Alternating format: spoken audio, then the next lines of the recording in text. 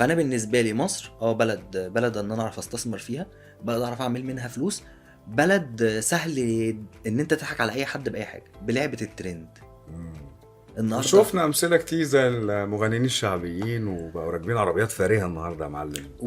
عدوا. غير طائفه المغنيين الشعبيين، انت عندك الطائفه اللي بقت اكبر. انا النهارده هحط لك رز بلبن على نوتيلا وهبيعه لك، فهتلاقي الناس واقفه طوابير يا مستنيه. باشا احنا هنتكلم عن الصحه، ما تجيبليش سيره الناس دي دلوقتي خالص، انا مش عايز اتكلم بجد. مجتمع ده انا كامل. بعتبر الحاجات دي ده سم. ده بجد مش حاجه مفيده ابدا يا جماعه، بجد ده مش حاجه مفيده. الحلويات اللي بتتقدم دي كلها مشاكل كوليسترول وقلب وسكر وضغط. هنبقى نتكلم في حدوته تانية خالص بقى، وهنجيب حد من المجال يقول لنا بقى الحاجات دي ممكن تعمل فينا ايه اصلا كبني ادمين عاديين حتى مش رياضيين.